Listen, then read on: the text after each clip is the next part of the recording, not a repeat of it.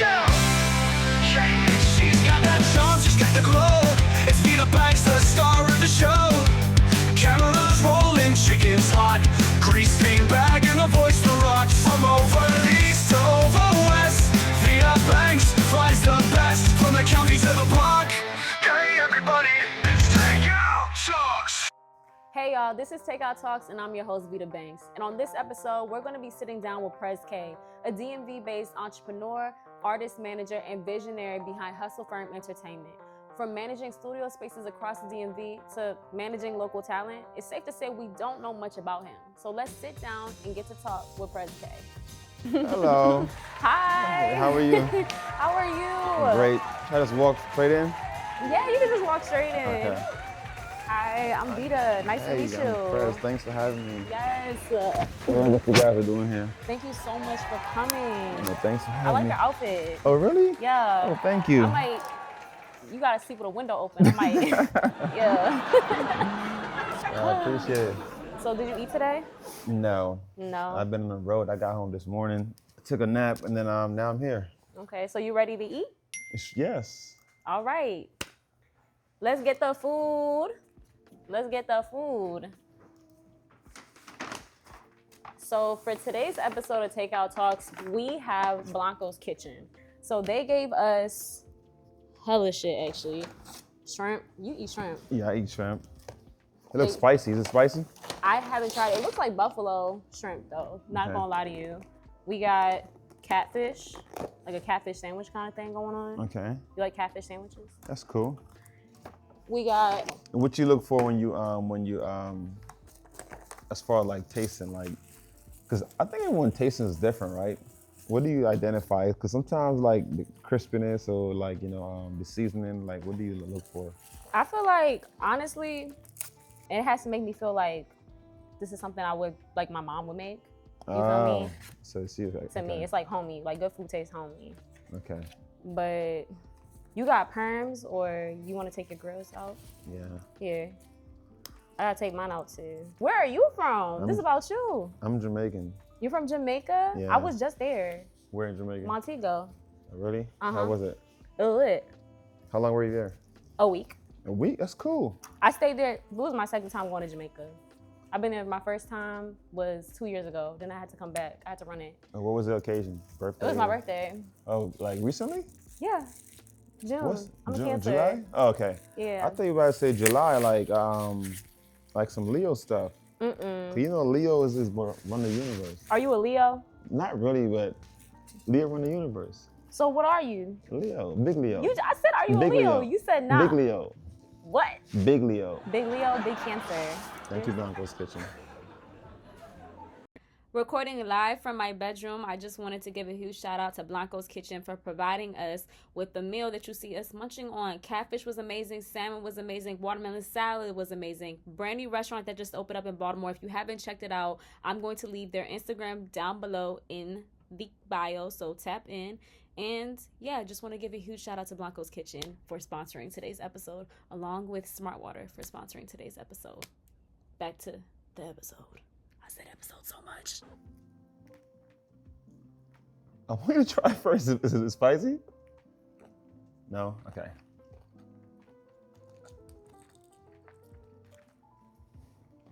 I like it. It's good. So where are you from? Me? I'm Jamaican. Or Like born and raised Jamaican. Like a real Jamaican. when did you move to Maryland? 2000, when I was like 17. Kingston or? Clarendon. Okay. You know where that's at? No, I don't know where that's at. So when you look at Jamaica, right? Mm-hmm. It looks like a small little point at the bottom. Like in the center. You know what I'm talking about? Hell no, to the no, yeah. I'm not that good with geography, Okay. but I'm following. All right, so Jamaica's like, Clarendon's like 2 parishes from Kingston. Do you feel like your community in Jamaica shaped you and what you got going on here? Or do you feel like where do you get your influence from community-wise? As a kid, typical urban neighborhood, people selling drugs and just doing illegal stuff or whatever, right? and then you have the guy who's on the corner who's just doing legal stuff, and then you have the big homie who come around and he's like all suited up or in a limousine, or he's like chill. He don't do too much talking and stuff like that. So initially it's like, I want to be the dope boy. Okay, you know what I'm saying? He get all the girls, he's fly, he's cool, but also he gets in a lot of trouble. He goes to jail, he gets stabbed, you know what I'm saying? Mm-hmm. And then I'm like, that shit don't make no sense. If you really like that, why are you getting in so much like trouble, you know, or why, you know? And then I realized he's actually not the big homie. The big homie is a guy who stopped by and he reports to. And I kind of figured like, okay, that's what I want to be like. How did you get here? Like, so I got here, my pops. When I was a kid, my mom, she was a hustler. I think my mom, I'm like a male version of my mom. Mm-hmm. You know, she traveled around the Caribbean looking for a better life for her kids. So we ended up going to St. Martin. I think I was like 11 years old. So we went to St. Martin, and then she was in St. Martin, and she's like, all right, I'm gonna take you guys to St. Martin for a vacation. And then we got to St. Martin. She was like, man, you know what? Fuck this shit. I'm just not gonna send you guys back to Jamaica. well, we don't have Aki and Sawfish. I wish Yeah. we had Aki. I wish, but we got catfish. You want to try to catfish with me? Sure. Okay, see You want to hear something crazy? what? Here you go. I'm so in love with the concept that I'm willing to like try everything we're doing. But I don't even eat bread. I don't even drink juice. None of that. You want some water? Nah, we're good. Okay. We're thugging it. I'm just giving you guys credit for the concept. I think the concept is dope. Oh my I gosh, think thank you. You feel like I think this is gonna go far. Thank you so much. Yeah, this is dope. That's good too. Yeah, that's real good. That's really good. So what is Hustle Firm Entertainment? Can you talk to us a little bit about what that is? Hustle Firm, a lot of folks don't know.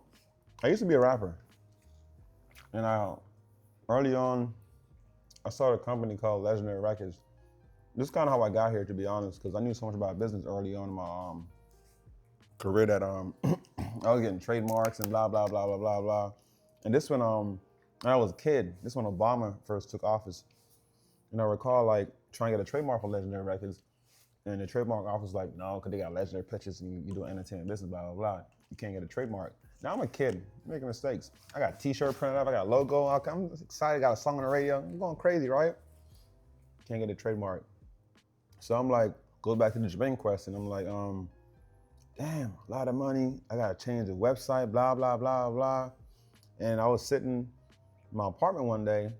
I was like, man, my hustle is firm. I can't stop. I gotta keep going. Swear to God. So everyone thinks like, oh, this nigga a hustler and blah, blah, blah. That ain't how I got the name.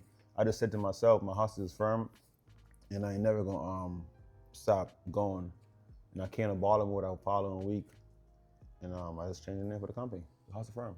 And it became an independent record label that I used to like put my music out. And then that became a recording studio that I owned for like 9 years. And now it's a management company. So when did you realize you wanted to get into the industry? Like, where did that passion come from? Were you always making music when you were a kid, even in Jamaica? Did you have family that also made music, or like, where did that come from? Beanie Man, Bob Marley, Nas. Those people were like gods to me as a child. Like Beanie Man was like, oh, like what the fuck? Like, I was like, this is crazy. Like, you know, this music was like ridiculous, crazy to me. And I was like, that's what I want to do in my life. Initially, I want to be an architect. So I like the art form. And then I'm like, man, I wanna be like a Beanie Man or like a Bob Marley. You're like, I'm not gonna build buildings. I could build songs. That's what you were on. Yeah, because the whole like when I started getting deep into like the architect stuff, the brain, see how my mind worked. Even in a relationship, if I gotta overthink something, I don't want to do it. I'm more like behind the scenes, right? That's why I'm not a rapper, because I hate the whole like fame thing. I get it. What do you hate most about it? Not being able to walk down the street and go to Target. You just realize quickly, like, this is not something that I want to do long term. So what kind of shifted it into like, I guess, artist management now? I know that's like one part of you as well, correct? So how did you get into that? I just knew business more than my peers. Like, you know, when folks were like trying to get songs on DSPs, I knew how to do it, right? I knew what pub was. And they were like, what the hell is he talking about? They used to always say, he's too serious. But I was like, I was all on business, like, yo, this is how you get money. This is blah, blah, blah, blah. And they're like, nah, man, I got a headache. So I realized like, nah, I'm a little different. They more so want to like have fun with the ladies and, you know, like dress and all that stuff. But I'm more intrigued by the business. I'm more intrigued by how the system works, the business part of it works. So do you feel like you learned those skills from being an artist yourself and you just took those and you applied it to, okay. Because my studio, I never want to open a studio. But I was going to studios and I would always go like get my song mixed or record. And I'll record a song, but I get in my car and it sounds like trash. I'm like, I don't understand why it sounds so good in the headphones in the studio and get in my car, it sounds like trash. And of course, me being a person I started researching stuff and I realized the room is not treated, right? That's the padding, right? The sound is like, it's like you almost gotta control the sound to operate on it. It sounds like water. It's like the wide room, you're recording and it sounds good because you're right there, but it doesn't translate in different speakers and stuff like that, right? I'm like, man, these guys are robbing me. And I was like, okay. So I said, most of the studios are designed like that. So I figured I just open a studio myself and make it like a creative space. But the people, the artists who were accustomed to the not, I wouldn't say janky, but like the studio that I disliked, didn't appreciate my studio as a creative space because they wanted to be janky and be like, you know what I'm saying, hangout spot. So like, well, guess what? I invest in this space for us and you don't appreciate it. So if you want to be around here, you can start pay. And that's how I went into business mode. I just started like charging everybody. Okay. Were there any like challenges though? Or the studio? Yeah, Oh let's talk about the challenges with the studio, challenges with artist management, and like what were those challenges like for you? I don't think we have enough time. For real. Artist management is, to me, is one of the most difficult job in the music business. You know, being an artist manager, you're pretty much a parent in any form you want to like describe it or views, like you're a parent for a child, or it's a daycare, or you know, and every artist is different. But because of like the geniuses behind how they create, how their mind works, it's not the average way of thinking for every individual. Like they have a thing about them where they go somewhere to create and come back. And for the ones who are like extremely special, they actually live there. You know, fame can be a thing where it's like, it makes you feel so powerful that you become, or in your mind, you become untouchable. For this next segment, we're gonna ask you a series of questions and you have to answer them super fast. This is called the lightning round segment. Okay. Okay. What's your favorite struggle meal? Fried dumpling. Would you rather wear horrible hats for the rest of your life or rock horrible haircuts for the rest of your life? Haircuts. Is your bed made right now? Be honest. Yes. Do you use someone else's Netflix account or you No. got your own? My own. Okay. Have you ever slapped the shit out of someone? Yes. Okay. Then that was the lightning round segment. That's it? Yes. Now that segment's over, can you share a turning point in your career that shaped who you are today? Buying a house. I think once I bought a house, I thought I would be like good or happy or whatever. Happiness is not like materialistic stuff. You see what I'm saying? I mean, yeah, me and my friends talk about that. Like my friend, she just got like a Chanel bag for the first time. And she was like, I bought the Chanel bag, but I looked back at it. I'm like, it's just a bag. Yes. Like, yeah, you get, yes. It's yeah. just items. Yes. Have you ever thought about being a minimalist? I've been thinking about that. Trust me, that's the problem. I'm going through that process right now. Like I'm throwing out everything. You are developing artists. How do you meet these artists? Like, how did you get in connection with Nino Paid and like Zaman? Like, what's the story in that? Like, for Nino, I had an intern who was a videographer, and he used to come to my studio once in a while, I guess, I guess you could say I was kind of his mentor, even though he left my studio, and we were very close. And I was working with another talent who had a situation with Sony, and he fucked it up. And I was like, damn.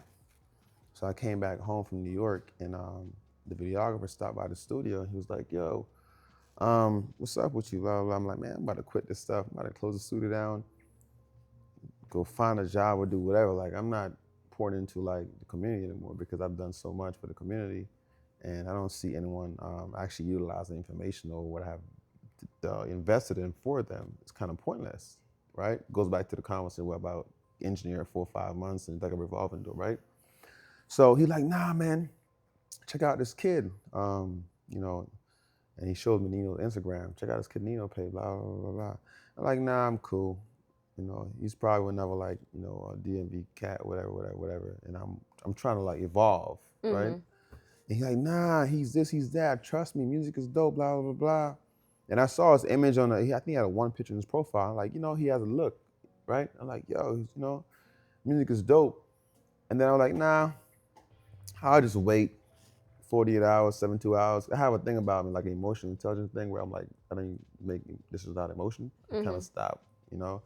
And then I think 2 days later, I'd reach out to him like, yo, you know, I like his stuff. I can't recall exactly the conversation, but it's more so me saying I like your music and like what you have going on. And I recall him saying, yo, he gonna pull up or come through, whatever. And I was like, To the studio. no, yeah, just to, I guess, to chop it up or whatever the case may be, right? But long story short, he ended up coming to the studio, and I was telling him like, yo, what you have going on, this is gonna happen to you, this is gonna happen to you, blah, blah, blah, blah, blah, blah. And then he asked, Nina don't really talk a lot. You were manifesting. I was manifesting? You were manifesting. How you figure? You were manifesting. You just said, yo, this is gonna happen, da da da da. Yes, you were manifesting. Yeah. I was telling him like, yo, this is who you are, this is gonna happen, you know, this is what's gonna transpire, be prepared for it. And then we talking and stuff like that, and I think I told him like, yo, you should do a photo shoot, you know, for your handles, like your SoundCloud and so forth. And I gave him the whole spiel about like putting music video on your own YouTube channel, you know, like stuff like that. And then all I recall is he said he'd be back, and I didn't know what he meant by that. I said, all right, cool. So he goes out and he did a photo shoot.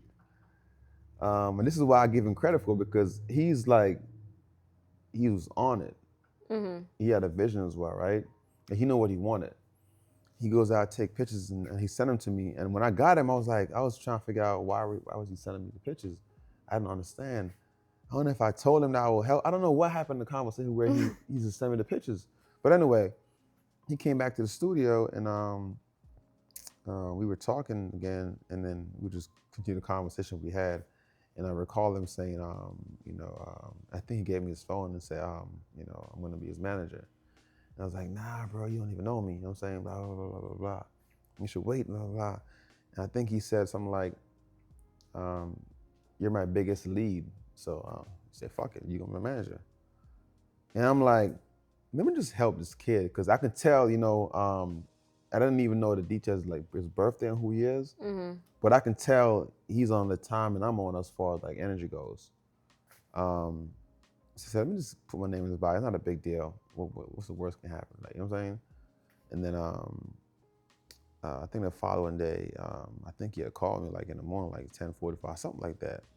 I'm his manager, and me, I'm like, I just want to help him. I didn't fully took on a role of just managing, right? Not saying anything bad, it's just where I operate. And that's so interesting, because you said that with the turnover rate with the engineers, at that point you were like, man, y'all basically playing with me, what the fuck? Exactly. And then you have somebody come in with the same energy that you had, where it's like that hunger, like you need to have that hunger. Yes. And he may not know this, but when he called me that following day, that's what really got me in like beast mode. You're like, oh, he's listening. Yeah, I'm like, oh, he's ready. Like, yeah. I'm not driving a vehicle. He's like, yo, what we doing? And that day forward, every single day we had something to do.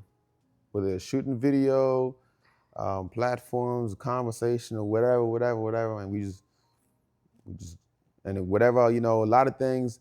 One thing I give Nino credit for, a lot of things I asked him to do. He wasn't comfortable doing it.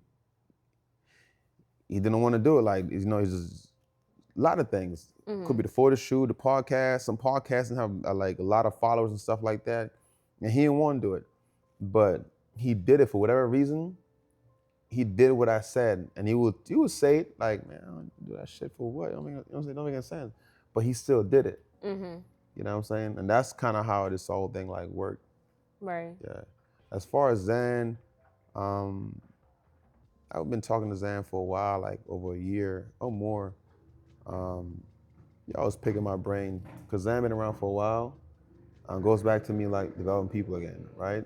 I'm like, bro, you should be doing X, Y, Z. So he would call me. He'd like, hey, Prez, this is this label, this, blah, blah, blah. I'm like, this is what I would do. This is what I would do. And we just kept talking.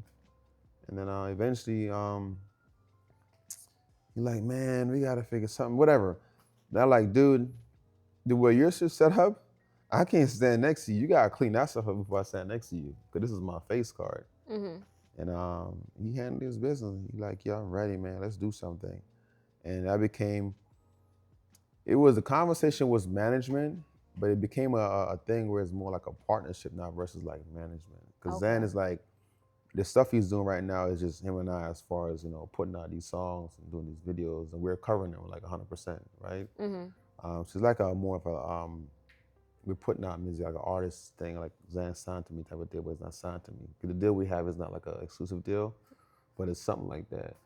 Now you can say it's kind of rolling over into management more and develop more, right? Yeah, and it's so interesting because two of those artists, they have such a interesting background story, but they were able to kind of surpass that and like rise. And both of them are very, very hungry. And then also talking to you for the past hour, so you telling me about Jamaica, you coming over here, and that hunger that you have, it's kind of like it was meant to happen. Yeah. And in their own way, both of those guys are they're geniuses. Like I think, especially like a Nino, I think I mean he's getting his credit, his flowers, but I think when the smoke clear, I think people are gonna be extremely like shocked. Like, you know, like his creative process and just overall, like that kid is touched. You know, I'm spiritually, that kid is touched. I've seen things that I'm like, how do you like, how? That's just not possible, and that's what it is. Yeah. And then Zan, on the other hand, I took a video last night, because Zan be doing whatever he be in Zan, and then he gets up and he starts playing the piano. I'm like, what the fuck? And then walk in the room, there's a drum, and Zan playing the drum. I'm like, you hear the rap guy who raps what he's known for, right? Right. But he plays the drum and he sings, and you're like, what the? Even when I heard him having a farm, I was like, oh my gosh, that's so crazy. Yes, like you would never know unless you go out your way to actually like know the artist past the music, like the interviews matter. I was like, damn, this guy got a goat. That's kind of crazy. Yes, yes. So yeah, very interesting. I don't understand, you know, how like he just like, this is him, and he's very surprising. Yeah, it's people say there's like layers to people, you know what I'm saying? So it's layers. With Nino Paid currently facing the things that he's going through right now, what are the struggles when it comes to managing an artist that are facing legal challenges? Nino's doing a good job. The challenge is like to not like ignore what's going on, and you know, like respect the law pretty much by just, you know, going through the process. Because what's going on, you know, is not really nothing, honestly, you know. So we'll see, but that's a challenge. The challenge, like, he's good, so it's not for Nino. Just generally speaking, you managing talent. Like I'm here with you right now. I don't know where the talent is. You see what I'm saying? I don't have that problem with Nino, but overall, generally speaking, when someone going through legal issues, you have some guys who are going through legal issues, and you're like, hey, bro, what you do depend, you know, I depend on what, you know, the outcome of what you do to survive, and then you got a charge, and you are around the corner shooting dice. You know what I'm saying? That's people, their own individual lives, so you can't really like stop them. And you just kind of just wait. Yeah, I don't have the problem with Nino though, but that'll Okay. be the mind from what my experience was you don't know what's gonna happen, because that goes away. You can stop what you're doing. In his case, again, it's just like I don't think it's anything at all. I think it's a big mistake, but we'll see. So I'm not too worried about it. But just openly or generally speaking, those would be like the fear when working with a talent. So, for our next segment, we reached out to our trusted sources to get all the intel about you. Really? Yeah. No one knows me. So this is the This You segment. No one knows me. I know you now. No, you don't. We not locked in? No one knows All me. right, not too much. Not too much. I want to see it. This is the most intriguing part of this process, this interview. I can't wait to hear or see this. So October 15, 2020, you tweeted, "I need someone who knows how to draw. I'm trying to get some more ink." This you? This you? Yeah. That's you, right? Yeah. So I know that was like 5 years ago, but I decided to make some drawings for you in case you wanted to get any more tattoos. And you can show your tattoo artist, you know what I'm saying, and get what you need to, get what you need to get. That's a bad start. No. So this is what we got. I like this one. This is God's plan. This I is like bad. that. The word, yeah, it's a bad start. Who drew this? I did. You're cool and all, but You're not stick liking this? to interviewing people. Like, this is. No, I like this. Life's a gamble with the dice. These is Ace of Spade cards. What you know about life is a gamble? I mean, I'm an artist. I drew that. Yeah, I think. This one's my favorite one. That's Loyalty. cool. That's cool. That's all right. I guess a tattoo artist can fix it up for you, but those other two, I'm not sure about it. Okay.